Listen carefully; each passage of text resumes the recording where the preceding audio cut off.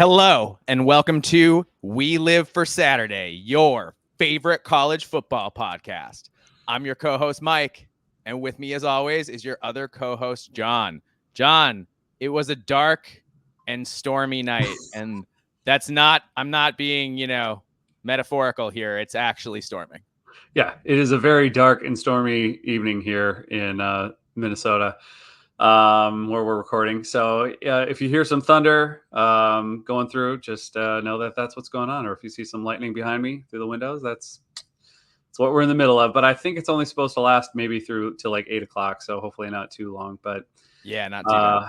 Yeah, but it was, God, I mean, it was brutal all day. So brutally hot and humid. So it's good. This hopefully will break that, and tomorrow we can return back to livable temperatures. Exactly. Mm-hmm. Absolutely agree with that. Because it was hot today.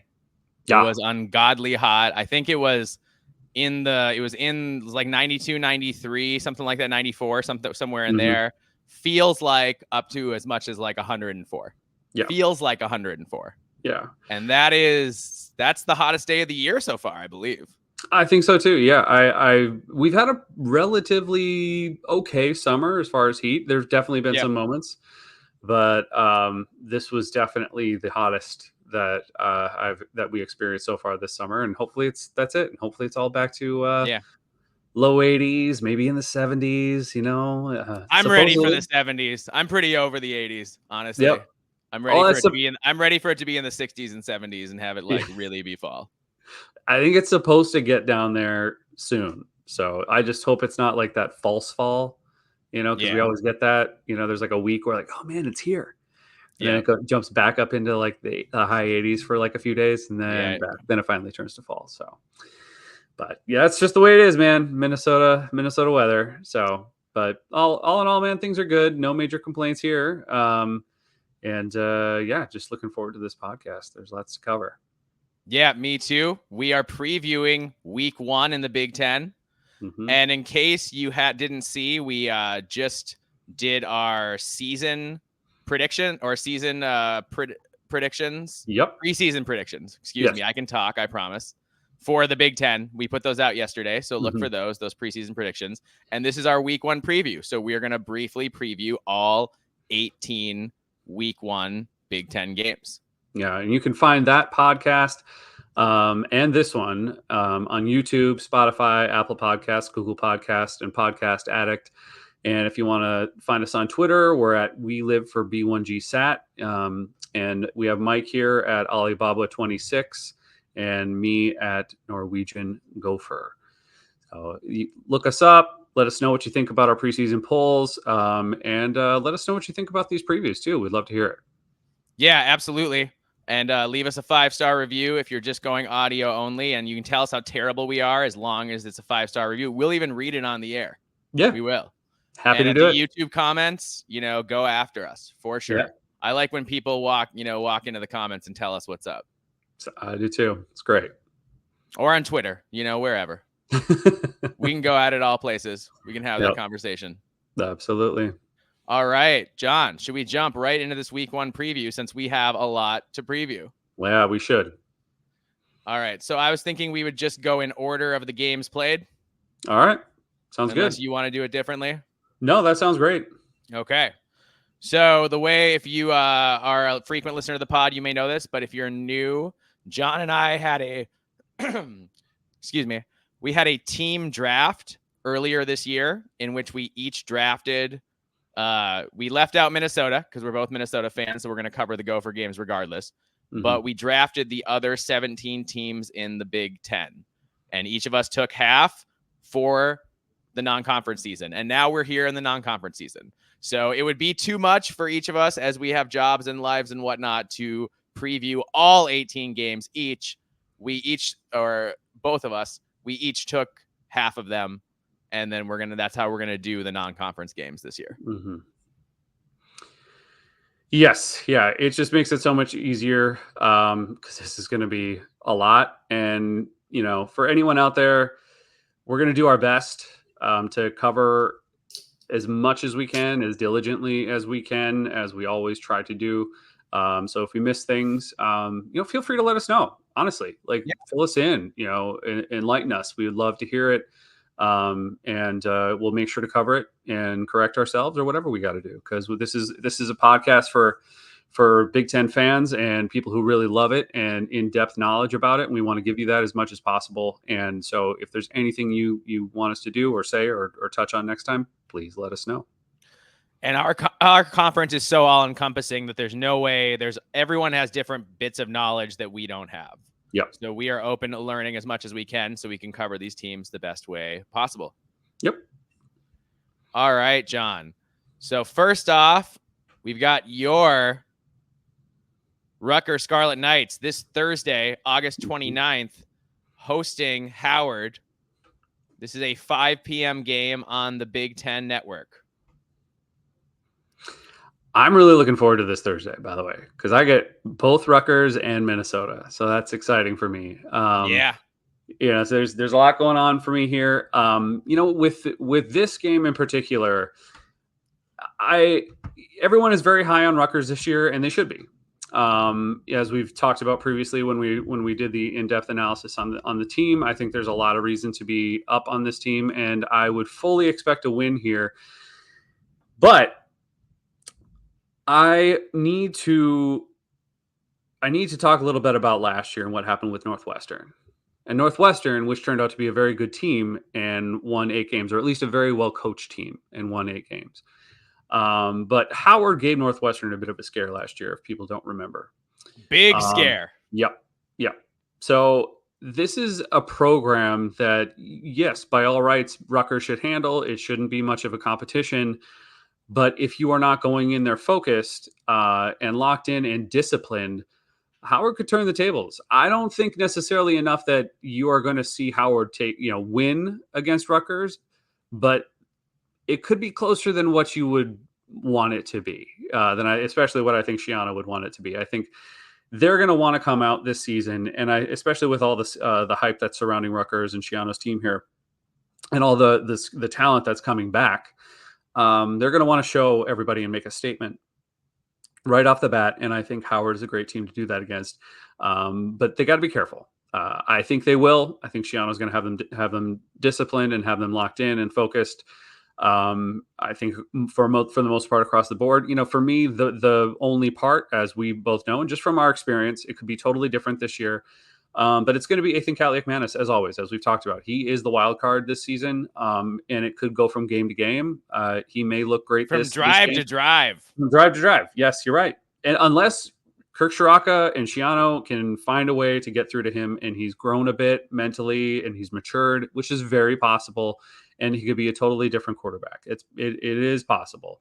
But I'm a little hesitant after what we experienced last year to go into that at this time until we see it on the field, of course. But even if Rutgers just wants to pound the ball, I mean, they've got 2 fantastic running backs that are going to be fully capable of, I think, being able to handle Howard's defense. I don't think Howard has the horses to keep up with Rutgers. I think that it's just they're going to be overmatched. If they're able to make it a game for a short period of time, it'll be, maybe the first half. But I ultimately think that Rutgers is going to be able to pull away and just take care of business, especially on the defensive side of the ball. I just don't think Howard is going to be able to stand up to that, even without Mohamed Toure back there. So, what I want to see here is I want to see this team locked in from the get-go. I want to see them just with an utterly dominant performance against Rutgers or against Howard, and not give them any room to breathe, both sides of the ball. I want to see Ethan just look okay, just look like he's not in his head, like he's able to, if he's got a bad throw or if there is a turnover or whatever, that he's able to let it go. I'm very interested to see how he handles those things, those mistakes mentally, because that's going to say a lot going into the season. So there's that, but overall, I just think that it shouldn't be a problem for Rutgers. I think they're going to be fine. But like I said, if they're not careful, Howard could give them a bit of a scare. But even so, I still think that they're able to come away with a win. Yeah, the thing I note about Howard from last year is whether it was Northwestern early in the season or in that Celebration Bowl loss to Florida A&M where they were close, man. Mm-hmm. And Florida A&M was 11-1 going into that game. Mm-hmm. And obviously Northwestern's a Big Ten team, and Howard was close both times. Yeah. Really, really close. Too close for comfort for both of those teams. You know, those were low one-score games, both of them. Yeah. Yep. So that's a thing where if Rutgers is the mature team we think they are, mm-hmm. if Rutgers is built at the line of scrimmage like we think they are, they should grind Howard into powder. Yep. Absolutely. They should do that. Kyle Monangai should be done by halftime. He should get 125 yards or so, 125 yards, be done at halftime. Call it good, sit him down, ride it out. Like I honestly think this is that kind of game where you want to get your starters out, John, can I tell you the head coaches drive me crazy because they never want to put their backup quarterbacks in? Yeah. Even when they're up like 4 touchdowns and just handing the ball off anyway, they, by God, want to keep their starters in. They want to do it. I don't know why. It drives me crazy. But this is a game where I want to be looking at the TV and yelling at Greg Schiano, get Ethan out of there. Get him out, Greg. Get Kyle Monangai out of there, man. Get him out. Like, what are we doing? So it should be that kind of game. Yeah. Yeah, I think so too. I mean, I think that's what it should be. I don't know though if are they going to let Ethan get comfortable? Do they want him to spend more time on the field? There's a lot of questions, but again, it just goes like with how mature is he at this point in time. So, and I'm sorry, my dog is crying at me. So if everybody just wants to say hi real quick, and then I'm going to put her out. So I apologize for that. Come here. No, that's no problem. We like a dog cameo on We Live for Saturday. This is introducing B. Arthur the Beagle. B. Arthur, she just loves to cry at me and so she's interrupting, but I'm going to put her outside and then we'll get back to this. But sorry about that. Yeah, absolutely. No worries. I mean, I think to the point that John makes, I just want to see Rutgers absolutely take care of business and show that they're a team that we're going to take seriously this year. And Rutgers can show that they're a serious team by taking care of business in an efficient manner and having this game over at halftime. Yep. There you go. You nailed it. All right. Next up, we have the North Carolina Tar Heels at the Minnesota Golden Gophers. This is on Thursday again, also the 29th. And this is a 7 p.m. Central game on Fox Network. The line, John, this is interesting. The line favored Minnesota for the entire summer. Yeah. By about 2.5 consistently. Minnesota by 2.5. And then in the last 36 hours, it has swung to North Carolina -2. So that's something to watch as we near game time. There's speculation that star Minnesota running back Darius Taylor is a game time decision. Mm-hmm. And if that's the case, if that's getting out, maybe that's part of it. Also, there was of the Cover 3 podcast, Bud Elliott just said Daniel Jackson was hurt when he's not. So understand that Bud's not very close to the program, but just so you know, Daniel Jackson is not hurt and has not been hurt recently. He was banged up for a little bit, and they were really careful with him in the middle of camp, but he has not been hurt recently and should be fully good to go. So I wonder if him saying, hey, Minnesota's best 2 players aren't playing, probably. I wonder if that maybe impacted the betting lines a little bit. Yeah, I've heard that theory. I've heard that, Vegas is just trying to correct some things in their favor. There's lots of obvious theories here. Honestly, even now, if Daniel Jackson is hurt, I'm concerned. Obviously, if Darius Taylor is hurt, I'm concerned. But I'm less concerned if Darius just doesn't play this game because I have faith in our running back depth. But Daniel's not hurt. That's what I've been hearing too, that he's not. Okay. So, yeah. So, yes, if Darius Taylor is hurt, that sucks because he's, arguably our best offensive player, but we have depth and talent, real talent at running back. Yeah. for Minnesota. So I'm not as scared. Are not aware of, by the way. Yeah, him being out for if he's out for a game or two, Darius, that doesn't worry me as much. We need Daniel. We need him. So it's good that he's healthy because he's our best playmaker in the passing game, and he is the guy. He is probably 1,000-yard receiver this year. Yep. He had over 800 yards receiving last year, and a lot of those passes, let me tell you, people, were not pretty, and the fact that he caught them was impressive. Mm-hmm.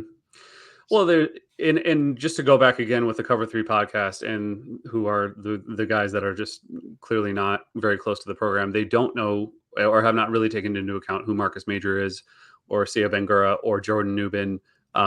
And I think, so many people, of course, have heard about Darius Taylor, as they should have. Yes. But, and he's outstanding. And I'm not trying to minimize this at all, but I don't think people who haven't done, or there just aren't people who haven't done their homework and to understand how deep and how deeply talented this running back room really is. And there's no way you can keep up on the depth of all those teams nationally. So it's not, in a way, we're not really criticizing them as much as just correcting them. Yeah. And man, I tell you, I saw Marcus Major in person. That dude looks like a cheat code. So I obviously hope Darius plays. We need Darius, but regardless of if Darius plays or not, I'm excited to see Marcus Major. Yeah. Same. Yeah. Same. I think he sounds, there's a lot of noise around him in training camp. There's a lot of people that are very confident in Sia Bangura. And then we know that Jordan Newbin he's just a solid, reliable back. He's not, so I think that it's all there. I think we definitely have the tools in the backfield, which obviously we needed to, because last year did not have the depth. No. Nope. Well, John, you know what the good news is about another good thing about this new year is? The Drake May era is mercifully over at North Carolina. God. Drake May is off to the NFL. He plays for the Patriots now. God bless him. We wish him a nice career. Mm-hmm. And I'm glad he's not at North Carolina anymore, because he tore Minnesota up last season. And not just Minnesota, he tore up the whole ACC. Yeah, he was incredible. Tore up the whole country. Guy was unbelievable. You couldn't tackle him. He was super accurate. He had a cannon. He made good decisions. He was just a freak. Absolutely. So it's good that he's gone. Without him, we've got, John, a good old-fashioned QB competition. Yeah. Head coach Mac Brown said the other day in his presser that QBs Max Johnson and Connor Harrell will both play on Thursday. Wow. Max is the son of former NFL QB Brad Johnson. He's a traditional pocket passer. Connor Harrell's a better athlete and a bit of a dual threat, so expect Harrell's packages, in particular in this game, to be run heavy. I think they're going to try to do their throwing with Max Johnson, and I think they're going to try to do their quarterback run game with Connor Harrell. Mm-hmm. But I don't think they're going to put in Connor Harrell and throw the ball a bunch of times. Yeah. I'm not saying he won't throw. I'm sure he will, but I don't think he's going to be throwing nearly as often as Johnson is when he's in. Yeah, I agree. And obviously they have Omari Hampton, who's going to be able to take some of the pressure off of Johnson. But I haven't been hearing a lot of great things from either quarterback. Obviously, they're not certain either of what they have there. I think there's going to be a big drop off now that Drake May is gone, and there seems to be a lot of concern, and not just at quarterback. No, that offensive line could possibly be a mess. They have one veteran offensive lineman coming back with significant starts, and the rest. Even that, it's like six. It's six starts. There you go. So yes, he's had some experience, and the other four guys have not played. Yeah. So that is wild. Now, the good news is North Carolina's recruited pretty well. Mm-hmm. So those guys are decent athletes. They are Big Ten level, ACC or Big Ten level athletes for sure. Yeah. That said, experience is really important at all positions, John, but it is especially vital on the offensive line because you've got five guys or working as one unit. And then you throw a tight end in there or a running back in there, and they all have to move as one, pick up their assignments, pass off their assignments in the correct way. They're pass off the guys they don't have in the correct way. And they have to make all of those decisions right away. As the ball is snapped, they have to already know where they're going and be able to adjust if the defense throws, like to be able to adjust on the fly if the defense throws a blitz or shifts or stunts or whatever. Yeah. So it's a tough position to play in general.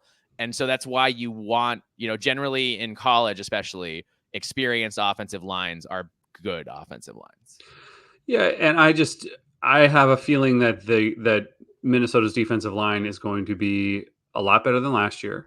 And I don't think that they're going to be able to withstand the pass rush. And I don't think the people like Ja Joyner, Devin Eastern, who I expect to take a big step forward. And Danny Strigo, Anthony Smith, who you could just throw anywhere. Yeah, that guy's a freak, man. So I think that it could cause a lot of problems, especially for someone who's like Max Johnson, who is supposedly more or less a statue in the pocket. So it could be a problem. And they may have to just start, trying to run the ball more often, throw in some option, read option things going on in there. I feel like North Carolina's offense is going to have to adjust a lot. Yeah. To win this game. Omarion Hampton is a freak. He's a freak. Yeah, absolutely. And I think knowing Mac Brown the way you do, knowing a coach over the course of a lifetime, essentially at this point, like it's been for us and Mac Brown at the major college level, he's been with us the whole way from when we were kids. Yep. If Mac Brown can get away with just running the ball a lot, he'll do it. Mm-hmm. But if he thinks he can pass on you, he'll pass exclusively. Mm-hmm. So it's really interesting. Right. Like he can really vary like what his approach is based on what his personnel is. And I think right now you've got Omarion Hampton. You've got an inexperienced offensive line. I think that they're going to try to lean on Minnesota and see if they can run the ball and see how that goes and try to be run heavy. And pick their times to throw downfield, pick their moments after hitting you with a lot of, running plays because, they did lose star Tez Walker at receiver as well. Yep. Now, here's the thing. They've got veteran receivers in J.J. Jones, Gavin Blackwell, Nate McCullum. I expect McCullum to do damage in the slot this year. And this game, it's going to be up to Minnesota's nickels and safeties to make sure McCullum doesn't go off the way USC went off on the secondary last season. Mm-hmm. And UNC also has a couple tight ends, guys who can go over the middle, who can contribute in the passing game, and Bryson Nesbitt and John Copenhagen. So these guys are guys to look for in third downs and short to medium yardage for sure. And I just think that, Minnesota is much more experienced at corner and probably has the highest upside at corner right now. Mm-hmm. So I think when Mac Brown does throw the ball, I think he's going to try to see if he can isolate those safeties and nickels and see what they got. Yeah. Because he had success doing that last season with, I remember Aiden Gooseby, poor guy. It was his first couple games playing a lot, and he just got torched. Yeah. And that'll happen when you're a young DB in your first year playing, sometimes you just aren't ready. Yeah. So that's something that can happen. So I'm going to watch. I think that battle, John, is where, Minnesota safeties are going to have to be on point, make plays when they can make them, and make sure that Mac Brown doesn't think that you're the weak link. Yeah. Yeah. I agree with you on that. I am a little concerned, just our ability to handle the tight end position. I know we've been burned a lot with that over at least last season. It was problematic. Hopefully we'll be able to fix that. And especially with hopefully our linebacking core is going to be healthy. If we have a healthy Cody Lindenberg and with Maverick Baranowski having a lot more experience now, more than he probably was intended to have. Devin Williams too. Yeah. Yep. Devin Williams. So I think that will help. But I'm still interested. I'll be looking at that too, watching that, seeing how our defense lines up. Because obviously as the season goes on, we're going to be facing some pretty amazing tight ends. The tight ends in the Big Ten, man. Yeah. You're going to have the best. These are good. These Carolina tight ends are very good too. Yeah. These Carolina tight ends are very good too. So I'm not trying to undersell them at all. But yeah, the Big Ten is stocked with great tight ends this year, and really every year, if we're being honest. It's true. Yeah, I mean, Minnesota is going to be facing off with Colston Loveland at some point, so that's but I don't know who can stop him, anyways. But yeah. So anyway, but back to Carolina, John, Mac Brown, PJ Fleck are very close friends. Mac Brown talked about it at length in his presser, and he said he doesn't like coaching against friends. He said it's not, some guys like that. Mac Brown says he doesn't like it, likes to cheer for his friends. He's a classy guy, Mac Brown. Yes. But he also did something that PJ Fleck did last year, John. You know what they both did? Yeah.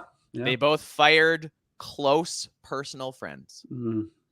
PJ Fleck fired his longtime special teams coach, Rob Wenger, and North Carolina fired defensive coordinator and close friend of Mac Brown, Gene Chizik.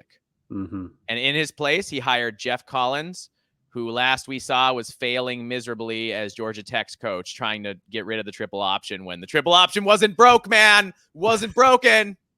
Triple option was going great. I don't know why you abandoned it. That was foolish. Sorry, it didn't work out. But I'm just saying that was dumb. Georgia Tech absolutely should have kept running the triple, or transition to one updated version of the triple, like the Tennessee offense, the veer and shoot, or something like that. Something that's gimmicky and different. Anyway, we don't have to. It's fine. It's fine. I'm over it. Should we be a Georgia Tech podcast now? I mean, is that? Yeah, I know. I mean, they just won. They just beat Florida State, so I guess everybody's a Georgia Tech podcast now. Yeah. But anyway, Collins, like every defensive coordinator ever hired anywhere, wants to simplify things so his guys can play fast and not think out there. And the funny thing is, it's true. Yeah. It's like we all say it because they say it's because it's a cliche, but it's also true that defenses in college need to be sophisticated enough to stop offenses, but they also need to be simple enough that guys know what they're doing and can just go 100 miles an hour. Yeah. Because on defense, it's all reactive. Yeah. And you need to be able to react in a way that's fast, because if you're thinking even for an instant, it's too late and you just got torched. Yeah.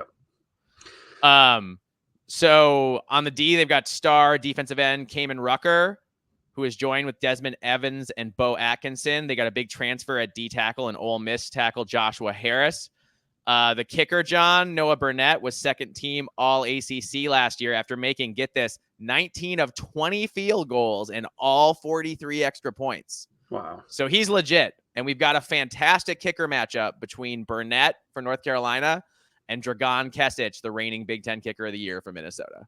So that's pretty cool. Yeah. UNC's young at linebacker. Their cornerback, Huzzy, is the best player back there, and NC State transfer Jake Harris needs to contribute as well. John, what are you thinking overall about this new look North Carolina defense? I think there's going to be there's obviously some talent there. I'm when it comes to Minnesota, though, I just think as far as our offensive line and against their defensive line, I feel like Minnesota's offensive line is going to be able to win in the trenches. And I think with the running attack, and hopefully, obviously this is going to rest on whether or not Max Brosmer is who we are hoping he is going to be. Mm-hmm. If we can have some, even just an average passing attack, I think Minnesota wins this game. Because I just think they'll be able to wear them down and slow the game down enough that they're going to be able to take the lead. So right now, I mean, I got to say I'm picking Minnesota, but I do think it's going to be a close game. I think there's going to be a lot of things to figure out for both teams. So it could look ugly at times. But ultimately, I think week one, it's always going to look ugly at times. But I think ultimately, Minnesota just has a lot more experience coming back. And I think they're going to be gelled a lot better than North Carolina and be able to pull it out at the end. Yeah, I think it's going to be close. It's worth noting, John, it's supposed to rain for large parts of the day before this game. So I think it's really going to come down to running the ball. Mm-hmm. And I think the team that's more efficient passing will have a good chance. But I think the team that runs the ball best will be more efficient passing. Yeah. And I think it's going to be very close the whole way through. I think for like 2.5, 3 quarters, it's going to feel very give and take, pushing, back and forth. And we're going to have a very exciting game. And then I think eventually in the second half, somewhere in the mid-late third quarter, I think Minnesota's body blows of running the ball, they're going to wear down North Carolina. And I think the fact that North Carolina has that brand new offensive line, I think that Minnesota's coaching staff is going to be able to figure out who's confused and exploit them. Yep. And I think that's the difference in the game. So I have John for a score. I've got the Minnesota Golden Gophers 28, the North Carolina Tar Heels 24. Well, I have a little bit more low scoring because I just don't trust. Interesting. I don't trust PJ not to be insanely conservative, even though he's playing North Carolina and run the ball more than probably he should. I want to see Max air the ball out. Trust me, I do. And I'm sure he will have moments of that. But I think once PJ sees that's enough, okay, cool, he can do it. We're just going to go to running back by committee, and PJ is just going to pound the ball, and our offensive line is just going to continue to drive through them. And I think it's going to be 24-20 Minnesota. Okay. Yeah. Awesome. And I mean, I had to get Dragon a field goal in there, like I had to get. Let's hope we don't need a walk-off field goal to win, against that Nebraska game last year took years off my life. Yeah, I never want to see it was euphoric at the end, and that was great and fun and cool. But man, that was a stressful game to attend in person. Yeah. All right, moving on. The last game of Thursday, we have Eastern Illinois Panthers are visiting the Illinois Illini. This is an 8 p.m. game on the Big Ten Network, and the line is Illinois -28. So Eastern Illinois is projected to be a top 25 type of FCS program. So Illinois cannot sleepwalk through this game. They got to show up.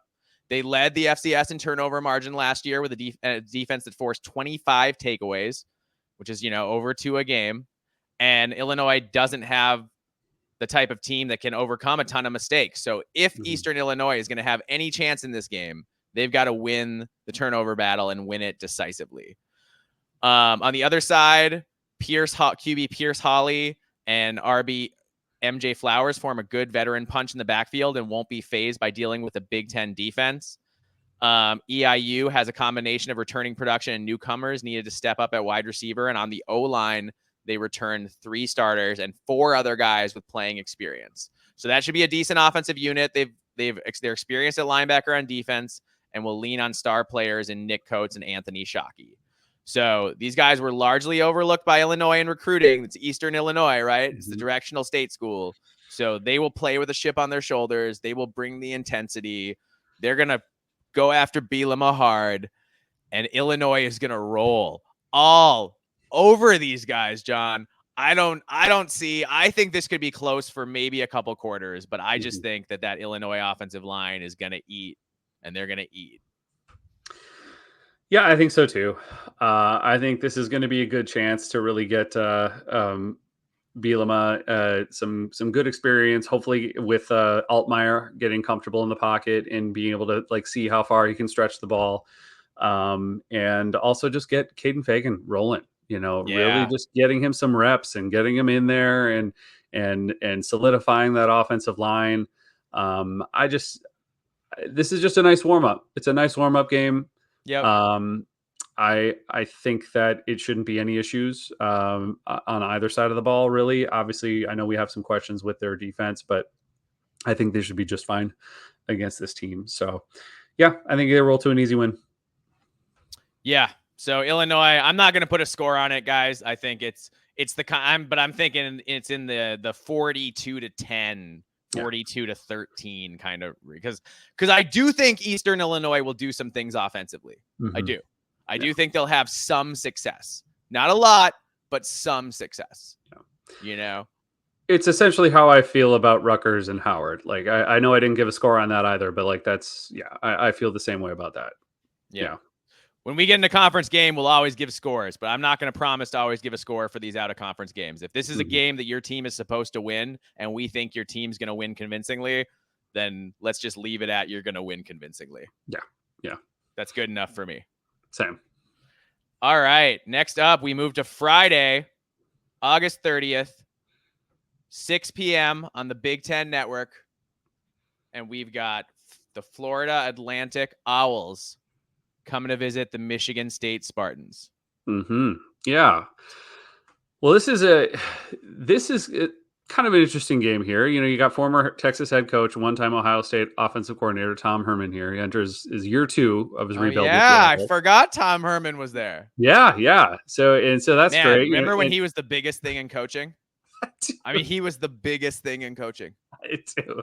I always wonder what it's like for those guys after being total superstars to going to like not a lesser level. Well, okay, it is kind of a lesser level of football, like to moving down and not having the media firestorm the same way and not having like, I always wonder what is it like for like a Rich Rodriguez, man. Yes. Rich Rodriguez was at the top of the college football world. Yep. What is is it like for him to be, so far down the chain? But these guys love football and they love doing it. So I'm glad he's there doing his thing. Yeah, I mean, look, if you can get paid to coach football, yeah, there's nothing bad about that. Pretty well too. I'm sure he's still making decent money, even though it's it's at the G5 level. Like, come on. Yeah. So anyway, he's rebuilding with the Owls, and he's banking on Marshall transfer Cam Fancher as a starting quarterback. He's a dual threat option. He compiled an 11-6 record with 3,766 yards, 21 TDs, and 17 interceptions passing in 2 years of 25 games, starting for the Thundering Herd. So he's pretty solid. I think he's a solid quarterback. He's got a lot of picks. Yeah, it is a lot of picks, but I think he's got some good experience coming in, and he's got some moxie. Yeah, if he can fix that, and if obviously with the dual threat, that can add another little wrinkle to your offense. He ran for 757 yards and 5 TDs. And then I think Herman brought in several skill players among 21 incoming transfers to boost. Oh, wow. Yeah. Offense ranked 100th in football bowl subdivision in total yards. And I think 108th in rushing per game last season. Woof. Yeah. So FAU's defense ranked 90th in yards allowed and 57th in points per game, while the Owls scored 23.8 points. So they lost their final 4 American Athletic Conference games to miss a bowl, along early losses to Clemson and Illinois last season, which they got absolutely annihilated by Clemson, 48-14, but kept it real close with Illinois. Only lost 23-17. Wow. So, Tom Herman, maybe there's still some magic going on there. Maybe he can figure some things out. Obviously, what we're looking at here is a total rebuild, like we talked about with Michigan State, but not devoid of talent, clearly. No. So what I'm going to be looking at here is, again, very similar to Rutgers in certain ways, is to see how they come in focused and where their maturity level is at this point. And how well they gel, and how well Aiden Childs is able to step in with this offense. Is it working for him? And is it, is Smith really going to be able to kind of bring this together in this early test? I think he will. I think they've got a lot of. I think their skill position is really good. I think they, not all, I should say, but I think Jack Velling is fantastic. Someone that I know that Childs is going to be able to concentrate on the entire game and be able to get, I think some solid production out of him. Nate Carter as a running back. So I think that's where we're going to see some things go well. Obviously, I want to see how well that offensive line gels together. I want to see if there's more than Foster out there as a wide receiver target. And then I guess, and then on the defense, how is this defensive line going to look? Obviously we've talked about that. Such a question. But fortunately, they've got Joe Rossi, who is someone. I don't know if I'd say it's fortunate, but I hear you. Fortunate for them. Yes. So in Joe Rossi, he's legit. He ranked had Minnesota ranked number 3 in total defense in 2021, number 8 in 22, and number 10 in 2019. And twice was top 6 in scoring defense. So look, you got the right guy back there to take some of these pieces, and that may seem a little jumbled right now, and to be able to get together. And I think being able to play Florida Atlantic is just a good test to get that all together and start to feel that out. I think they'll be able to win. I think it might be. I don't think it's going to be close, but I also don't think it's going to be a total blowout. I think that Michigan State has a lot of kinks to work out in this first game. One little tidbit, though, I wanted to say is that there was a little like hubbub between Florida Atlantic and Michigan State, especially Aiden really? Childs. Okay. Yeah. Aiden Childs came out and said it was something. There was something that was quoted, and it was like his intention was. I think he meant for a season total, but it came out when someone was asking him about the first game of the season. I think he was talking about their season total, which their is whole season, but he thought, okay. Yeah, but he said if you bet, take the over, and I think the reporter was referring to Florida Atlantic, and of course that ruffled some feathers. Right. But he actually, I guess, was corrected the reporter as to saying it was their season total. So okay, but if Michigan State's going to beat their season total, they have to beat Florida Atlantic. Yes, they do. There's no world where Michigan loses to Florida Atlantic and then goes out there and beats their season total. Like, that's not going to happen. Yeah. Agree. So that's funny, dude. Aiden Childs, man, they talk about this guy like he can walk on water. They do. They talk about him like he turned water into wine, like he throws the best parties, like he knows exactly when to leave. Like that he's just the greatest. So I mean, I'm interested. I'm interested to see like how good is this guy? Like, is he him and Dylan Raiola, man? I am fascinated to see how these guys look. They've been hyped just beyond measure. Yeah. And now we get to see the real thing. And I'm curious to see the real thing. Yeah, it'll be cool. It'll be good. Yeah. All right. Next up, we have the Western Michigan Broncos visiting Camp Randall, take on the Wisconsin Badgers. This is an 8 p.m. game on that Friday on FS1. The line is Wisconsin -24. So QB Hayden Wolf for Western Michigan will be the starter as a fifth-year senior, transferring in after starting 3 years at Old Dominion. He started the final 5 games of last season at Western Michigan, and now it's his team. Mac Frosh of the Year, Jalen Buckley is a star at running back and has 1,000 yards rushing last year. 3 of their top 4 pass rushers or pass catchers are back, including Kenneth Womack, whose 76 receptions led the MAC. Anthony Sambucci had a team-high 5 TDs, and transfers Devon Mortimer and Jordan Parker from ULM and New Mexico State are allegedly very fast. They will need to be fast to get open against what should be an improved Wisconsin defense. O-line returns 3 starters on a unit that was ranked 10th in the MAC a year ago. The D-line lost its top player, but everybody else returns. Corey Walker is good at D-end. Mason Nelson and Isaiah Green will be key players. And the transfer from Louisville, Popeye Williams, great name, and Iowa, and Tyrier Thompson will contribute immediately as well. At linebacker, they got Jacob Wahlberg is back after making 65 tackles last year. And Minnesota transfer Donald Willis and a few others will be in key roles there as well. In the secondary, Tate Halleck is good, and fellow safety Aaron Wolford returns. Kicker's bad, man. He's bad. Palmer Domsky, just 9 of 15 last year. So if they need a kick in this game, I wouldn't kick. I'd go for it. Western Michigan expects to make a bowl this year. They could raise those expectations significantly by defeating Wisconsin. That said, man, to me, this is all about what is Wisconsin willing to put on film before they play Alabama. Because I could see Wisconsin putting this in a shell, running the ball, grinding on Western Michigan, and just like showing a little bit of the dairy rage. Just little bits of it, little bits of the passing game. I don't know. I'm curious. Is Luke Fickell that kind of coach? Or is Luke Fickell the guy who's like, we're going to pass 100 times because we got to be ready for when Alabama comes? So I think we're going to find out like which kind of coach Luke Fickell is. And I'm curious. I'm curious to see what the breakdown is of run to pass, how schematically complex or not Wisconsin gets. Like, are they gonna hold their cards pretty close to the vest?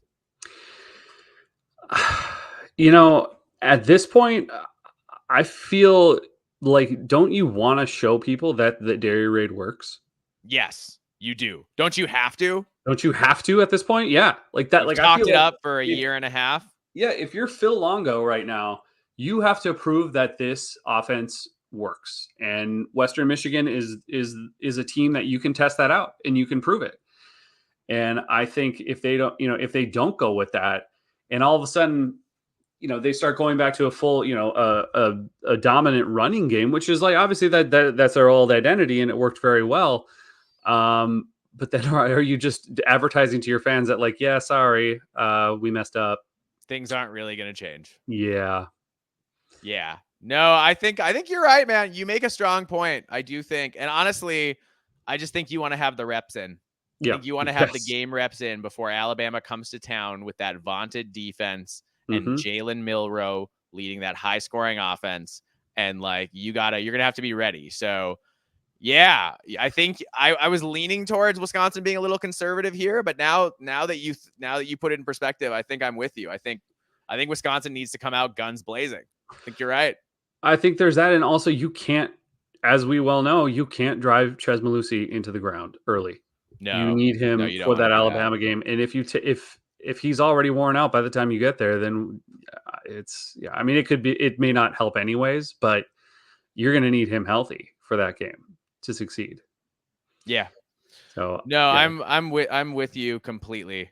That said, yeah, so we'll see what their approach looks like. That's something that I'll be tracking, but yeah, I don't think this is going to be a contest. No, I think Wisconsin's going to roll over Western Michigan. I think Western Michigan's still rebuilding. They're in year 2 of a rebuild. Yeah, I think it is. I think it kind of is what it is. And Wisconsin's, it's a good layup game for Wisconsin to start the year.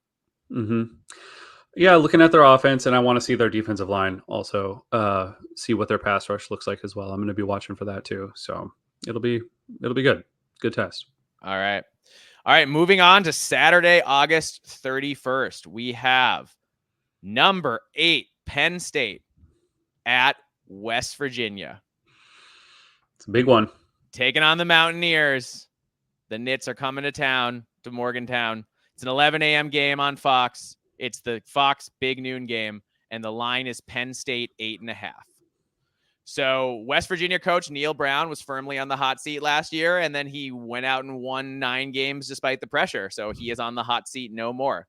Things are all good, but he starts out with a huge challenge hosting Penn State. Last year, West Virginia ran the ball extremely well. Mountaineers led the Big 12 in rushing and ranked 4th nationally.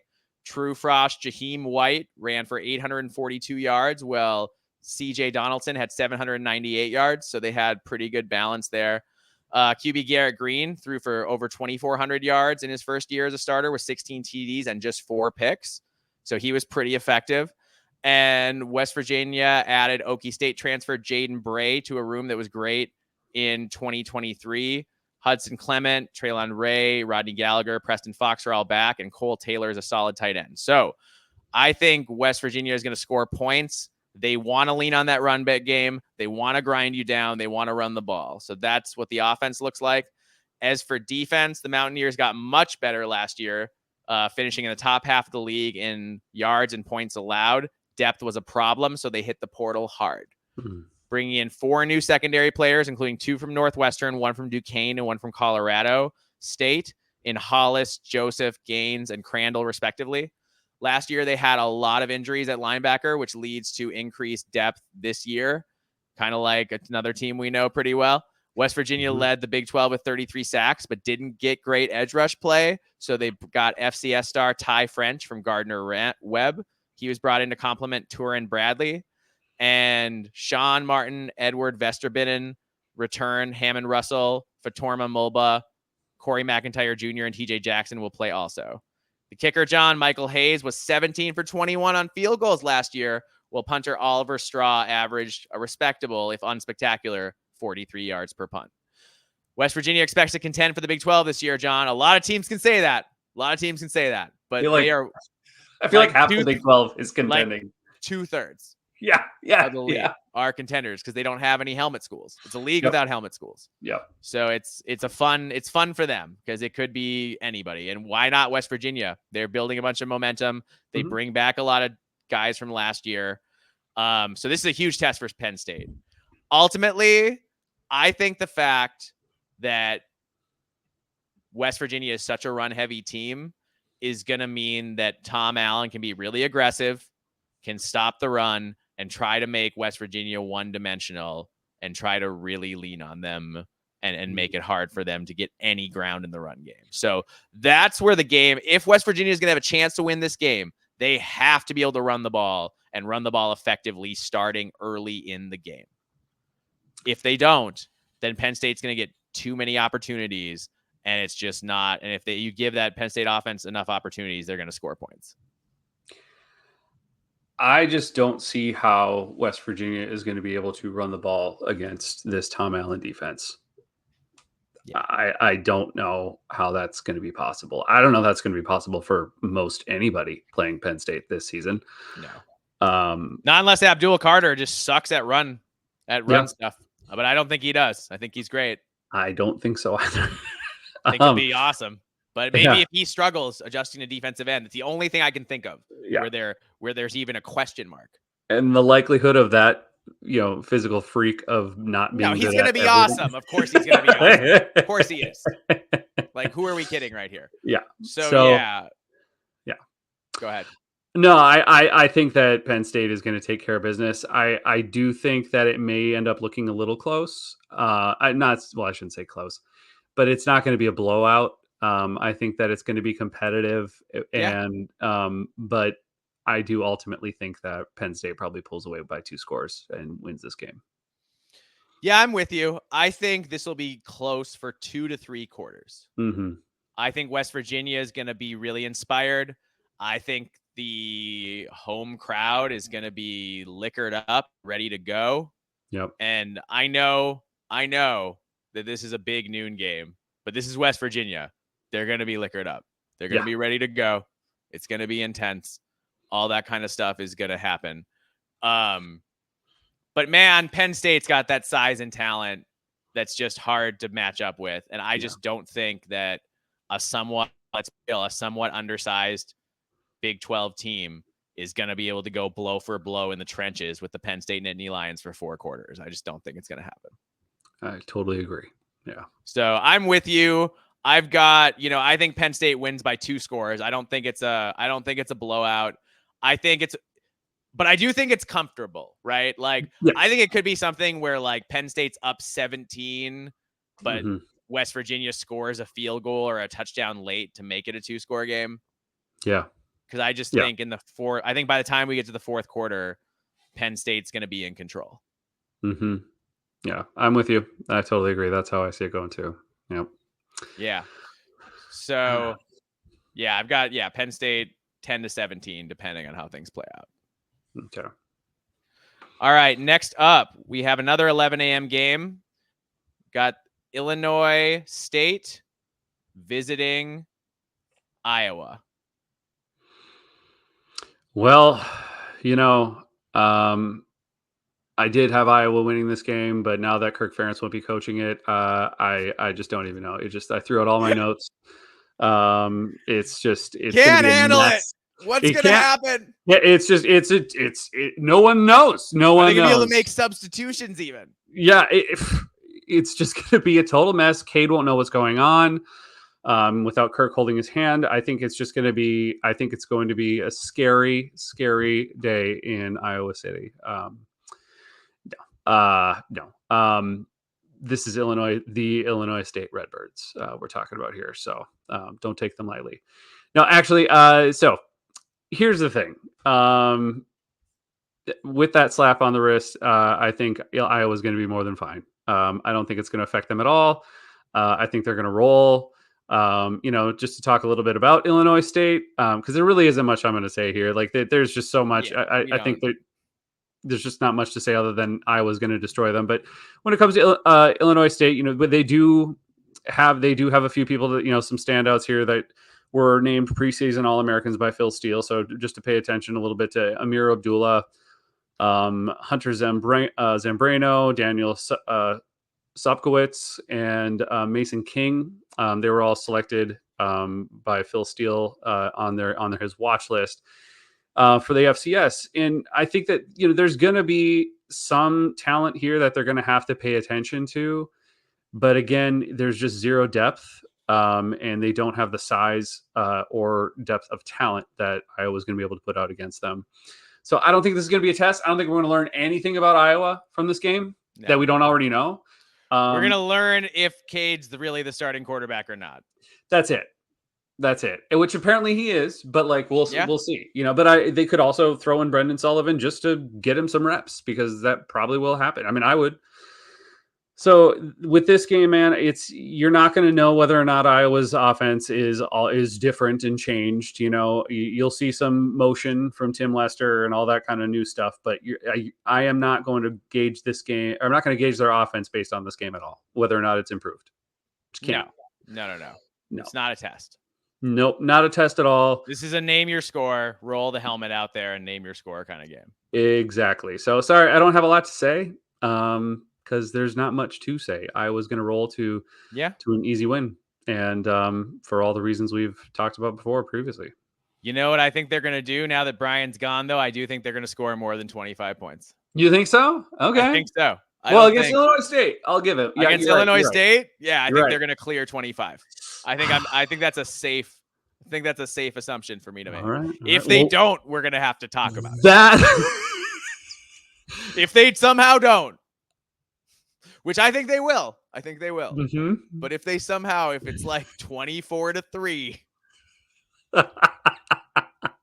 I don't know, man. Then we'll have to come back here and have a conversation about what's going on. Which we will. Yeah. All right.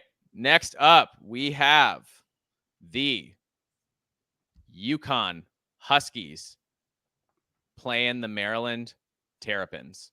This is an 11 a.m. game on FS1, and the spread is Maryland by 20.5. Mm-hmm. So I was looking at this game, and like everybody, everyone's chalking it up to a win, which I do. But as I was going through the roster, and I paid attention to UConn over the years, it was the closest a major FBS school that I could get to where I went to college. I went to college in West Hartford, and they play in East Hartford. So I went there to a number of games when I was in college when I could, and it was a lot of fun. And so I kind of just started following UConn over the years, and I've always just kind of remained a borderline fan. But with this team, ever since Jim Mora showed up on campus, and I know last year wasn't particularly a good showing, but I do think he's a good coach. I think that he's able to put together some talent, and given some time now to recruit. And I think with the transfer portal, it's actually helped him a bit. The thing that hurts them is just the fact that they're independent. I honestly think if they were in a conference, they would be doing better than they are right now. Right. I think it's just tough. They've a lot of mismanagement in their athletic schedule. Department. Yeah, you don't have, and how are you cobbling together TV rights and deals and getting money and get paid? Yeah, that's tough. That's hard. Yeah, and obviously this is like the ultimate basketball school. So it's hard all around. But I do think that Jim Mora has ambitions. I've heard him talk to him and in the AD. I think we're on the same page, and they're wanting to put in new facilities, all that kind of stuff. So anyway, I do think UConn has the potential to be better than what people are expecting. Do I think they're going to beat Maryland? No.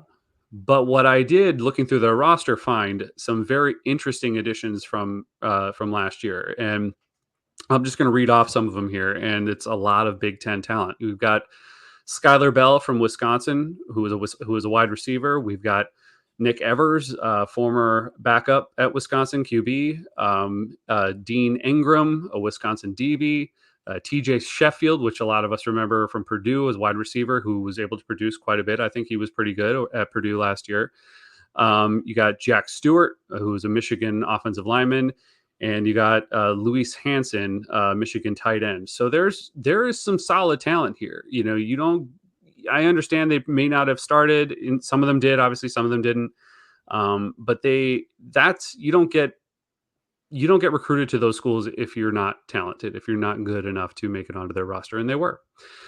So I think Jim Mora made some good moves here in acquiring some talent from some very good programs. Oh, and I also forgot one. The running back from Purdue last year, who had a few good. Shoot, why can't I remember his name now all of a sudden? Shoot. Well, I'll get back to that. But there's definitely some talent on this team. Now, the way I look at this is I think Maryland will be able to handle their business if they don't shoot themselves in the foot, which Maryland has done before. Now, last season, we were able to see Maryland do that, but then come back and rally. Against Charlotte, it looked like they were down early. They were down 2 scores early, 2 touchdowns early. So, obviously now we've seen that Loxley can come back from that kind of thing, but it's still a little nerve-wracking. You don't want to have to do that. Yeah. And UConn, like I said, they have some talent there. So who knows? They could maybe be able to. It might make it more of a game, and Maryland this could be closer than what I think Maryland might think it is going to be, or what Vegas even thinks this is going to be. But that's just me. It's what I think. Yeah. No, I mean, I'm with you. I think they're gonna. I think it'll be competitive for a while. And at some point, I think Maryland's speed will show out, because that's where Maryland beats lower division teams at some point, is that they show that they're a little faster than they are at the edge. Yeah. And they make some plays horizontally even more than vertically. And that's how Maryland does it. So I think that's going to eventually happen. But yeah, it'll be interesting to see if UConn can put up a fight, and if they can make it a game for a while. That would be fascinating.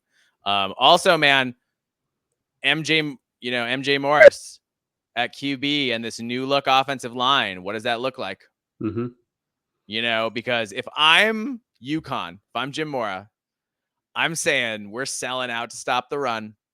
We're coming up, cutting off all the lanes in the middle and around the edge, and make you throw over the top. Prove that you can do it and that you can block for it.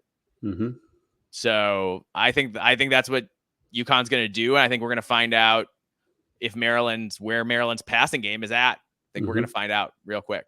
Yep. I agree. I'm looking forward to it. I think it could be a fun game. I don't know. I just got a feeling it's not going to be a blowout. I feel like UConn is going to be able to make it a game, at least for a while. Yeah, that'll be exciting. All right. Next up, we have the Indiana State Sycamores visiting the Purdue Boilermakers. And this is also an 11 a.m. game on the Big Ten Network. There is no line, but Indiana State is one of the worst FCS programs in America. So Purdue can pretty much, I'll let you preview it, but Yeah, again, not much to say here. I will say Indiana State was among those receiving votes as the American Football Coaches Association organization announced its 2024 FCS coaches preseason top 25 poll. Okay. Good for them. Yeah. But here's the catch. All 11 members of the Missouri Valley Conference received votes. And everyone else in the Missouri Valley is like the Dakota schools and the Montana schools. And it's a tough league. It very much is. This isn't a no competition. It shouldn't be anyways. And if it is, then Purdue's got some major issues to address here. Yeah. It's a warm-up game. I think I'm gonna want to see Purdue's offensive line look better. I want to see Card have that time in the pocket, which I think he will no matter what. I think it's the talent difference here is just too much. But I want to see who else he throws to. I want to find some different receivers downfield. I want to see who he favors, who's he comfortable throwing to as potential moving on through the season. I also want to see another running back. I want to see who's backing up Devin Mockabee and who they're going to roll with. I'm more or less just kind of looking to see who maybe some of the backup roles are going to be. I want to see the defense just look solid and not make any stupid mistakes. If I can see the secondary do that, I'll be very happy, and I think that'll be an improvement. So I think it's an easy role for Ryan Walters and the Purdue Boilermakers. And other than that, I'm not really seeing much else to say. It's the Sycamores.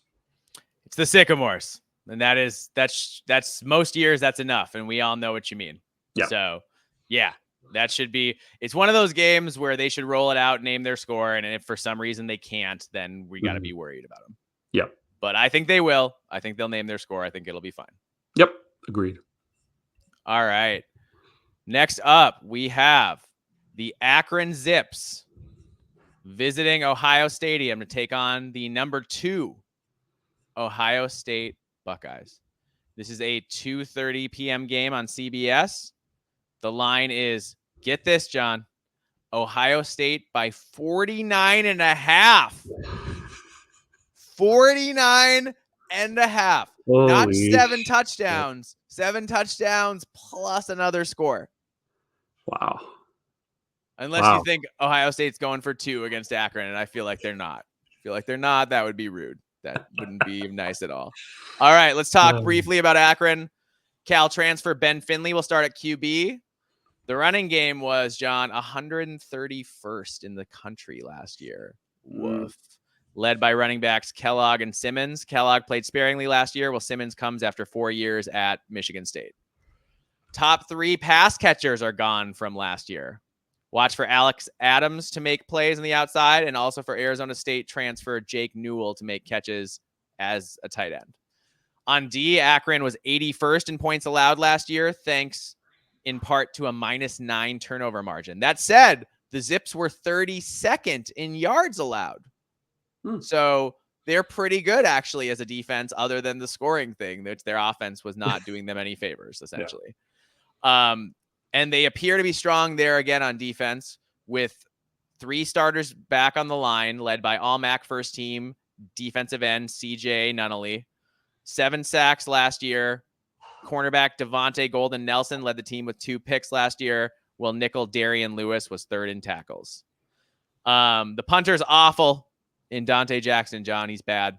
And the place kicking situation is a mess too. So we'll just leave it at that.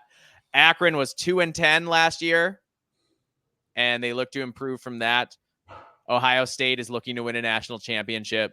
My only question is, when does Ryan Day put in the backups? Yeah. And it better not be any later than the 3rd quarter. Like, if you leave your starters into the 4th quarter against Akron, then I don't even know what to say about you. I don't know what you're doing. You're tempting God, and you're asking for injuries. Yep. Like, this game should be over at half, and all of Ohio State's entire starting 22 should be done at half. Done. Yeah. I mean, it's like on a college football video game when you would just take out, if you were just blowing out a really terrible G5 team, and I would get my backups experience. Yes. Build them up through dynasty mode. And games like that, man, you just gotta, like you said, you don't want to see an injury. Ohio State can't afford that. No. It would be one of the dumbest moves in the history of Ryan Day's tenure if he kept them in. So I'm with you, man. I think they should roll. It'll be interesting if Akron's defense is potentially any good, to see if they cause any issues with the question marks with Ohio State's offensive line. I don't expect it, but I'm just gonna. It's something to watch. If Ohio State going to have to say punt in the 1st quarter? If they do, if they do, I don't care. It's the 1st quarter. Anything can go wrong in a first game. I'm not even gonna, but somebody's gonna care. Oh, they're gonna jump all over that. Somebody's gonna be over there at 11 Warriors being like, this is the moment we need to move on from Ryan Day. So that's the kind of pressure Ryan Day is on under every game this year. Yep. But he gets paid an obscene amount of money, so I don't feel bad for him. Nope. Yep. All right. Moving on. We've got Florida International at Indiana. So we've got the Panthers visiting the Hoosiers. The line is Indiana by 21.5. Offense, dual threat QB Keon Jenkins was the best part of FIU's 4-8 season last year as he rushed for 6 TDs and threw for 2,400 yards as a true frosh. So very solid. Those are very good numbers for a true frosh quarterback for sure. Good for him. Mm-hmm. Wide receiver returner Dean Patterson had 423 yards last season as their best receiver returning because as their best receiver from last year, Chris Mitchell is now at Notre Dame. Such is life in the group of 5. Yep. FIU does have an experienced running back trio. I will give them that. On defense, replacing production is a big concern, John. Leading tackler Donovan Manuel is off to the NFL after 218 tackles in 2 seasons. They do return veteran Reggie Peterson, who had 104 tackles last year. On the D-line, they also have holes to fill. Their place kicker made 75% of his kicks last year, which isn't terrible. And their punter averages 40.6 yards per punt. So this is a nice first game for Indiana, John. Nice start to the Cignetti era. I don't think FIU is going to have much. I think Keon Jenkins is dangerous. So he could do some things maybe early in the game before Indiana kind of figures out offensively what FIU is doing. So it wouldn't surprise me if FIU scored once or twice early in the game, but I think once Indiana figures them out and kind of gets on board, I don't think that there's going to be expect this to be a very competitive game. No, I don't either. I think that Indiana's defense could maybe struggle early a little bit, just maybe getting caught flat-footed. Yeah. But then I think they adjust and that they'll be just fine. I think Indiana's offense is really going to be able to show what they can do this year. Which I'm really looking forward to seeing that. This Indiana offense, man, if you're talking about offenses and defenses in the Big Ten, I don't think there's a unit I'm more excited to see than this Indiana offense. I am so curious of what it looks like with all these new pieces under Curt Cignetti with Curtis Rourke leading the charge. Yep. There's a lot of talent there. So I'm really excited to see what they do. And I think they're going to be able to do very well against this team. So yeah, I think Indiana rolls to a pretty comfortable win. Maybe they give up a couple scores early in the game, but then take over from there. Yep, I'm totally with you. Mm-hmm. All right, next up we have the UTEP Miners visiting the Nebraska Cornhuskers. Mm-hmm. This is a 2:30 p.m. game on Fox. The line is Nebraska by 27.5. Offense. All right, John. There was roster overhaul in El Paso. Former FCS Austin Peay head coach Scotty Walden took over the Miners this offseason and brought 11 transfers with him, including 9 on offense. So he's kind of doing the Curt Cignetti thing, just taking his whole team up a level, kind of, or all the best pieces of his team up a level and see if they can compete at a higher level. Yeah. Javon Jackson ran for 1,300 yards last year at Austin Peay. The hope is he can do that, now in a tougher league. On defense, linebacker DN Maurice Westmoreland is a returning all-conference USA first-team player, 7.5 sacks and double-digit TFLs. So he's a guy I'm going to be watching to see if he can make some plays and maybe keep UTEP in this game early in this game, which if they're going to be in this game, I don't think it's going to be for that long. So maybe in that first, second quarter, they can get some stops and make it interesting for a while. There are a few other playmakers here that are known returners, but it'll take guys stepping up to fill a lot of the holes they have. They've got some serious holes. Punting job was won by an Aussie in Adam Jacklin, and place kicker Buzz Fabiano returns after 10 of 14 last year. That's a great name, John. Buzz Fabiano, like a fabulous buzz. Yeah. So I think that's fun. Nebraska's not going to have any problems with UTEP. Yeah. But my question is, what does Dylan Raiola look like? How much do they let him throw? And because I could see this being a thing where they want to get him a lot of confidence, so they get him a bunch of reps. But I could also see more likely a thing where Matt Rule is like, we can run the ball and crush these guys. Let's throw the ball 17 times. Yeah. I think that this is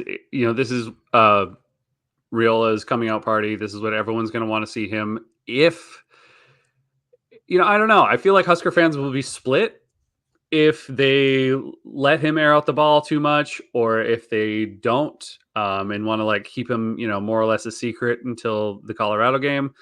It's hard to say, what I think the right move is here with Matt Rule. But what I want to see and what I'm hoping is they do, of course, let Raiola air the ball out. But I still want to see what these running backs look like. We're not talking about that. Everyone is focused on Dylan Raiola, which they should be. I get it. But you know what? We're still not. I'm not hearing enough solid information or reports on their running backs. I think they have potential. I think there's some talent there. But can they stay healthy? That was a problem last year. And again, what's the pecking order? What's the hierarchy? Who's the best? Who are the guys that on 3rd and 1 that's going to make a play? Who's the guy that on 1st and 10 is scaring the defense? Yeah. Do they have those guys on the roster? And I think Nebraska probably has decent enough running backs, but we just don't know who's who. Exactly. Yeah. I think there's talent in the backfield. I just don't know exactly, like you said, who's who. But I need to see this offensive line. I need to see this offensive line take a bit of a step forward. I think they were okay at times last season, but not overtly impressive.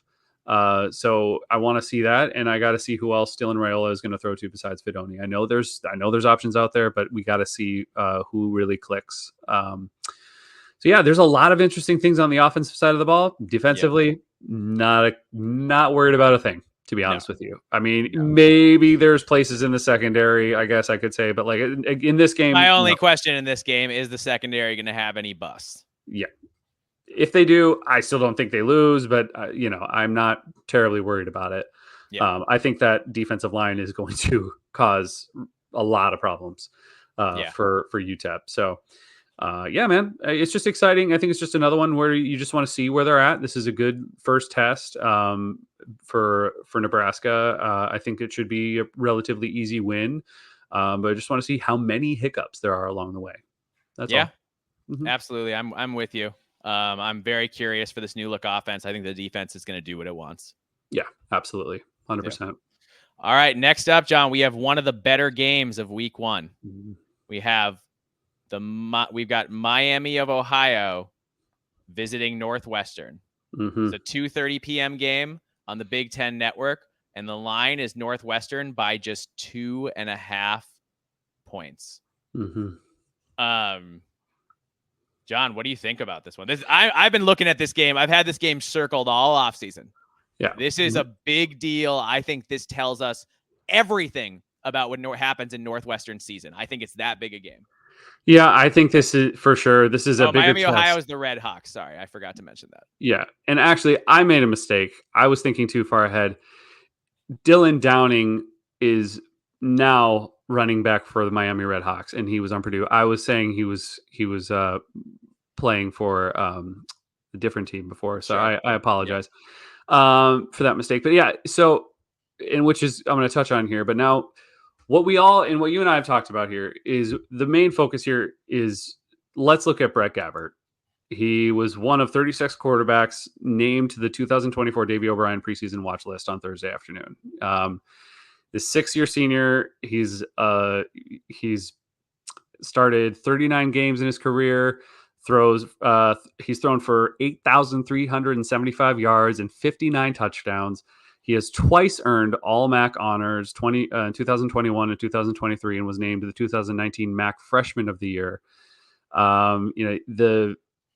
He's legit. This guy is legit, and has consistently been legit. Yes.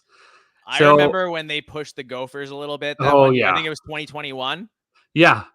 And it was for about 2.5 quarters. It was a little touch and go before the Gophers kind of took control. But yeah, that was Miami, Ohio. They are such a good program. Yeah, they're a really good program. Northwestern, I think they're only 2.5 point favorites. Yeah. And that's strictly just because they probably have a talent advantage overall. But and that's zero. Think of it, 2.5 points. That's a half point favorite towards Miami, Ohio on a neutral field. Yeah. Yep. So I think you're going to want to look at Brett Gabbert. You're going to want to keep an eye on him. We saw Northwestern secondary get burned last year. And I think that you're going to, hopefully they can shore that up. Hopefully Braun can put that together. because they're going to need to. There's definitely some dangerous targets here for Brett Gabbert to throw to. I think that having Dylan Downing as a running back, who he's a bruiser. We saw him have some pretty decent success at Purdue last year. They also have Keon Mazi from K-State.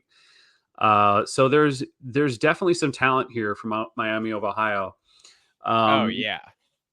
So it's going to be a close game. I think that this is a pretty evenly matched contest. I think that they're basically going to be able to line up, and there's some pros and cons on both sides. I think right now I would say Miami of Ohio definitely. I shouldn't say definitely, but I actually would take. I think their quarterback situation is better than Northwestern. Oh, agree. Great. Yeah. Definitely a better quarterback situation. Yeah. We can argue about the other positions, but it is definitely a better quarterback situation. Like, I know Mike Wright came from the SEC, and he's got that, but I don't think that's good enough. Career 56% passer. Yeah. So Miami of Ohio is legit. Northwestern has a really good test. We're going to know who they are after this game, and what they're capable of doing, I think, for the rest of the season. I think it's going to be a really close contest, man. This is not a for sure win for Northwestern at all. No, this is one of the tougher Big Ten games of week one. Yep. Like, this is a real challenge. If Northwestern wins this game, it'll be a good sign for this season. Yes. And if they lose this game, it might be really hard to make a bowl again. Mm-hmm. So this is big, Cats fans. Show up. Show up and show out. Absolutely. And I think, too, even if I don't want to say that if they lose this game, it's obviously not going to bode well for Northwestern season. Yeah. But I think this Miami of Ohio game could give a number of Big Ten teams a little bit of a run for their money. Oh, absolutely. So, dude, nobody wants to play Miami, Ohio. No. Nobody wants to play this team. Absolutely not. So I think, Northwestern this is one where you look at the AD and you say, why did you do this to me? Yes. Like, what was the point of this? What are you trying to prove? I'm not going to be too harsh if Northwestern loses the first game out of the season. I mean, it's definitely going to raise eyebrows for me, and I'm going to have some serious concerns. But I'm not going to write them off entirely to be able to pull some wins out. No, teams can always get better, and teams always do get better as the year goes on. That happens. So no, we're not writing anybody off. But it's a really big game, though. Yeah, we're giving Miami of Ohio a ton of credit. Yes. Which I think they deserve. I think Chuck Martin's program is a top-notch program. Yep, 100%. All right. So wait, we gotta pick it, John. Oh yeah, this one's too close. You're right. Okay. Yeah. All right. I have Northwestern 17, Miami of Ohio 13. All right. I've got Miami of Ohio 24. Northwestern 23. Okay. I think Northwestern moves the ball and runs the ball in Miami, Ohio, but I think Miami of Ohio gets tougher in the red zone and forces Northwestern into a few field goals, so that even though Northwestern feels like they're moving the ball up and down the field, they've only get a couple touchdowns throughout the course of the game, kind of thing. And I think, I just think Miami, Ohio I don't know how well they're going to run the ball. That's my question against Northwestern. I don't know how well they're going to run the ball, but I think they're going to throw the ball all over the yard. I'm giving Braun the benefit of the doubt just because, and this is probably not fair. This is of me, and I probably, there's lots of arguments people could tell me on how I'm going to be wrong about this, you included. I'm just giving him the benefit of the doubt as far as coaching. But because I think those players will show up. I think they just do. He proved that last year.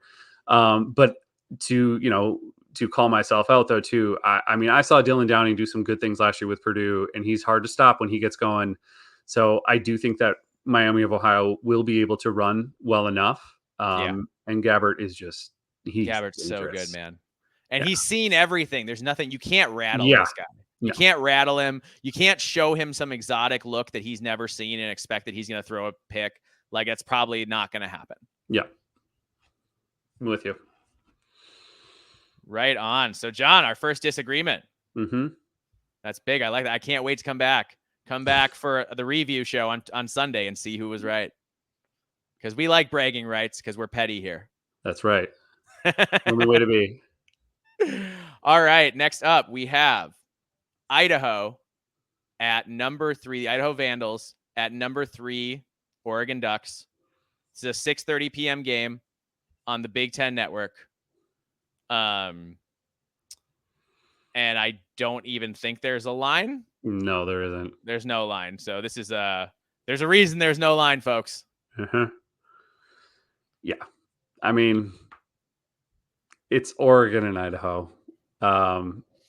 Idaho made a very good move going from FBS down to FCS. Yes. That was a good decision for them. They're much more competitive at that level. They are a decent FCS team. They would cause there are teams they would cause problems for, but Oregon is not one of them, I don't think.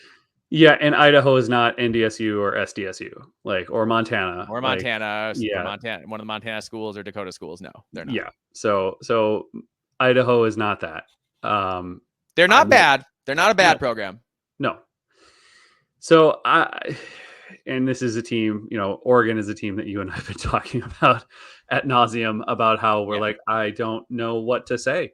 I don't know what the weakness is. Where are the weaknesses at this time? And especially against a team like Idaho. I think it's going to be an absolute bloodbath. Again, I think just like Ohio State, I think they should be pulling all the starters at the end of the half and just let other people get time. That's it. Yeah. Yeah, man, I don't have anything to say about this game except for Oregon. This is one of those where you get the starters out, try to make sure nobody gets hurt. Yep. That's all there is to it. I don't think there's anything else we need to say about it. Nope. All right. Next up, we have the Fresno State Bulldogs visiting your number 9 Michigan Wolverines. Defending national champion, Michigan Wolverines. That's right. It's a 6:30 p.m. game on NBC. The line is Michigan by 21.5. And I got to say, John, this was a much more interesting game to me when Jeff Tedford was still coaching. And the fact that he had to step away for health reasons and give up his job is sad. But also, I just think that you're losing one of the best coaches in college football. Yep. And so I think that, before Tedford stepped down, I thought this is a real test for Michigan. And now it's still a test, but it's not the same kind of test, I don't think. No. QB Mikey Keene returns at QB after a strong first season in Fresno, in which he threw for 24 touchdowns and completed a solid 67% of his passes. At running back, Malik Sherrod had 966 yards rushing and another 266 yards receiving last year. So he'll be even more prolific and depended upon this year.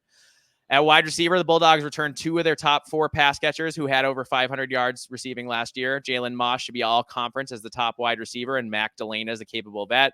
The O-line returns 4 starters and should be a strength. Defense, 2 starters back on the front line of a unit that finished 97th in rushing D last year. So that was a problem. Got to improve that this season. Defensive end, Deco Bridges is a leader, and they brought in defensive end Corey Foreman, who was a number 1 recruit in the country before flaming out at USC. Linebacker Malachi Langley returns with 50 games experience. Cam Lockridge is back with Hamilton and Clark in the secondary. John at kicker, Dylan Lynch was great and a Lou Groza Award semifinalist after going 24 of 30 last year.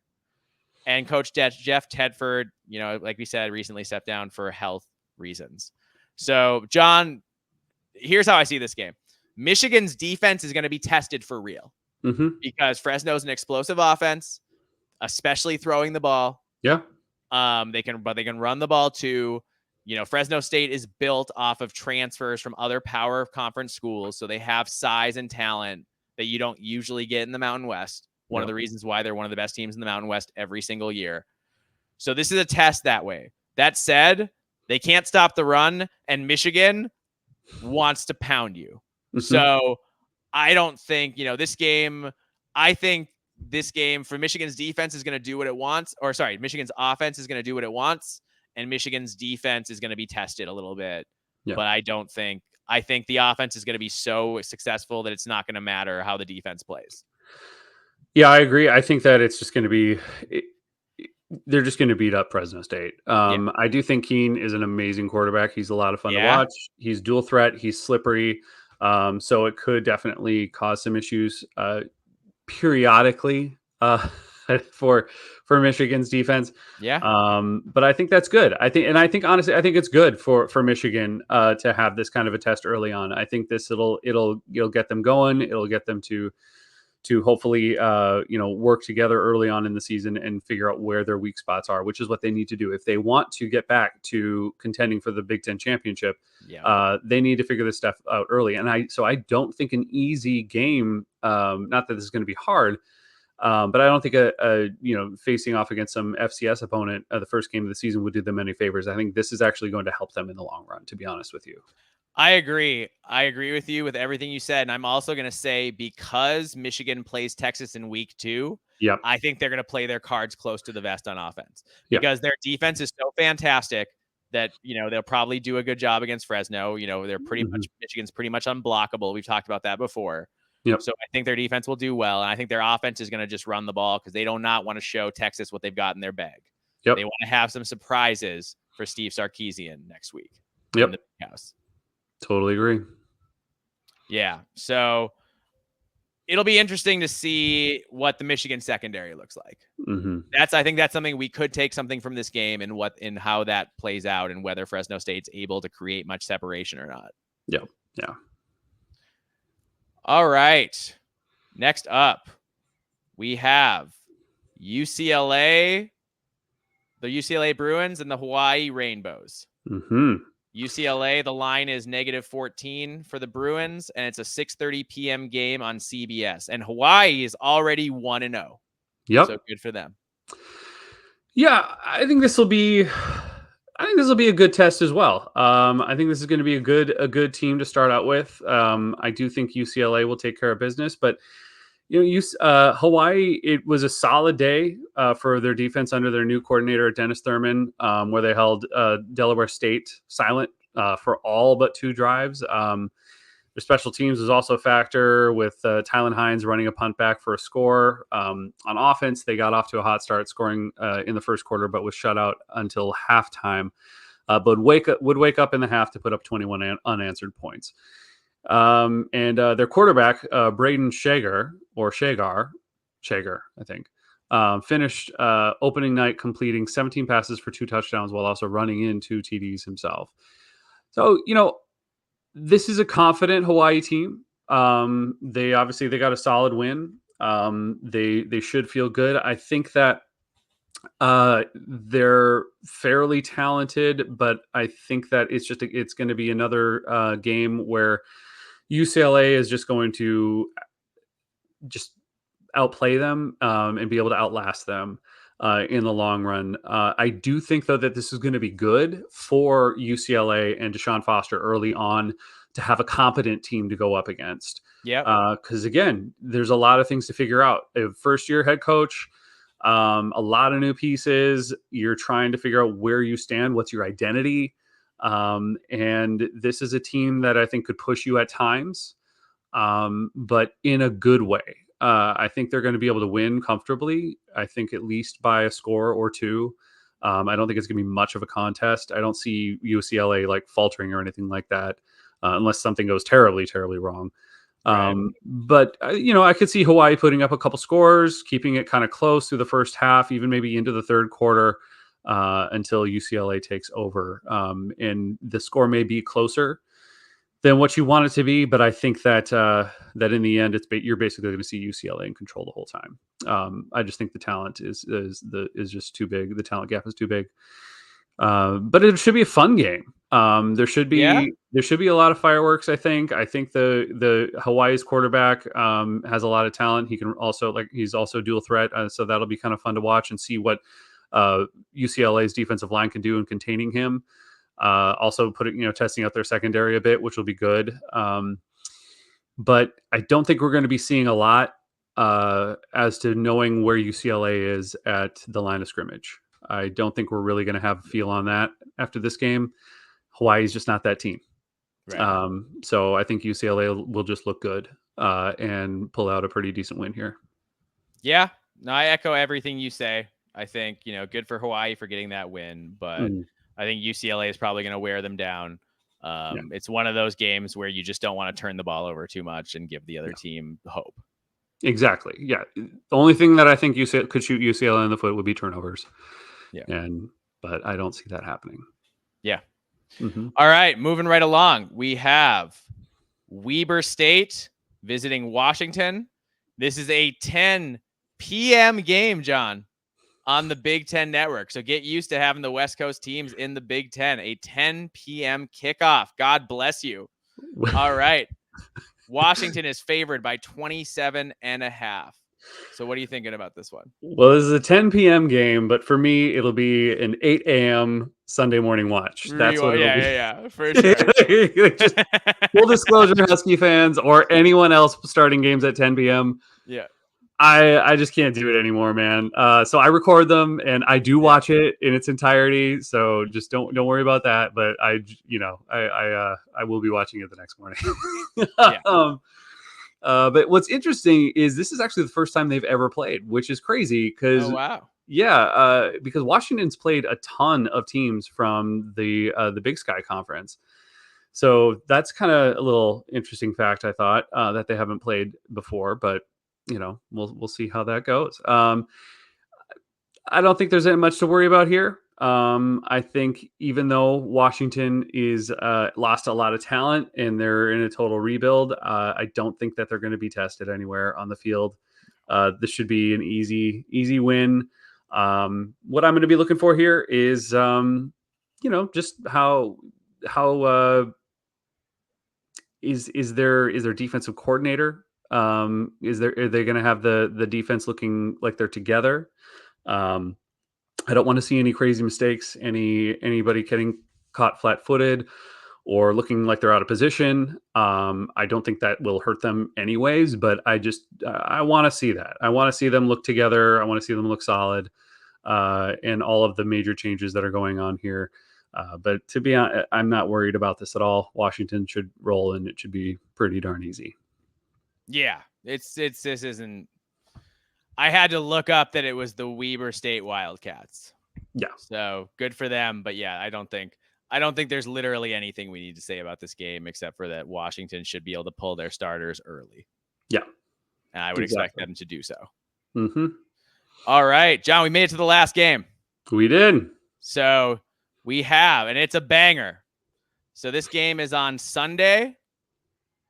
It is the number 23 USC Trojans playing against the number 13 LSU Tigers at neutral site Allegiant Stadium in Las Vegas. The 6:30 p.m. game. It's a 6:30 p.m. game on ABC, and the line is LSU by 4.5. So this is interesting, John. Garrett Nussmeier takes over at QB for Heisman winner Jaden Daniels, just as Miller Moss takes over at QB for Heisman winner Caleb Williams. So they're both in a situation where they're replacing Heisman winners in the same year, which is, I don't think, probably something that's never really happened before in teams that played against each other. That sounds like a first time kind of thing. Yeah, it's pretty crazy. There's a new play caller for LSU and Joe Sloan. Nussmeier is a pocket passer, not a dual threat like Jaden Daniels is. So the offense should be prolific, but it will be it will look significantly different this year, I think, without all the quarterback run action and stuff like that. So I think the passing game, you might see more like play action passes and things of that nature to, make up for the fact that keep defenses honest, and make up for the fact that Garrett Nussmeier isn't a running threat. Mm-hmm. So up and comer running back Caleb Jackson looks like a star, and they got to build a running game around him and veteran Josh Williams and a bunch of newcomers. Brian Kelly thinks that Karan Lacey is poised for a breakout season after Malik Neighbors and Brian Thomas left for the NFL at wide receiver. So they're going to need him to step up there. Chris Hilton Jr., Aaron Anderson, and transferred CJ Daniels from Liberty and Xavier Thomas from Mississippi State will be the other players contributing at wide receiver. And then tight end Mason Tyler will be a big part of the rushing and passing attacks. Offensive line will be a strength. They're bookended by juniors Will Campbell and Emory Jones at the tackle spots. They have a red shirt Frosh center, but that's really the only question mark at all. Everybody else looks great. So the LSU should be really good up front. Kelly fired his defensive coordinator last year and his assistants after last year's total debacle in which they gave up 416 yards and 28 points per game. Woof. Blake Baker from Mizzou takes over, and that was a great Mizzou defense under him. So you have to give him credit there and see if it'll be a question of if he can change things, just as USC fired their whole defensive staff, brought in Danton Lynn and, some other highly paid guys to see if they could fix that defense in a short amount of time. He should be, but hasn't been yet, superstar athlete Harold Perkins, who in a controversial move goes back to inside linebacker where he was somewhat ineffective last year. He's a guy I think that some people think would be better as like an edge rusher where he doesn't have to think as much and get as confused about what his job is. So it'll be interesting to see if Harold Perkins succeeds there and is a superstar the way he should be, because Harold Perkins should be a superstar based on his athletic traits. He will start with Greg Penn, who had 89 tackles last year. So Penn is a solid player there. LSU, John, struck out on defensive tackles in the portal. They went after a bunch of players and they didn't get any of them. So that looks like a position of weakness unless defensive tackles Jacobian Guillory and defensive end Savion Jones can step up and be the big-time players this year that they've been expected to be since they got to LSU. The secondary has experience, but they were really bad last year. So is this a situation like USC where they are experienced and now they take a step forward and they're competent? Or is it a thing where they were bad and they're just going to be bad? Major Burns has 93 tackles last year, playing the star position as that sort of nickel corner. Every team's got a name for it, what the nickel corner is. They've got a fancy name to make recruits excited and want to go play it there or whatever.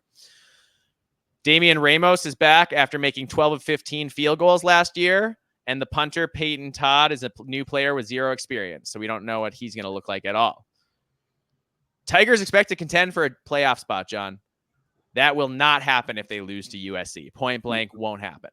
Yeah. So this is a fascinating game as both squads are so similar. Fantastic offensive weapons, QBs who are replacing Heisman winners, defenses that were overhauled after abysmal last seasons. Who will win? This is a tough one, but I expect there to be a ton of points scored. So, John, what do you think about this game?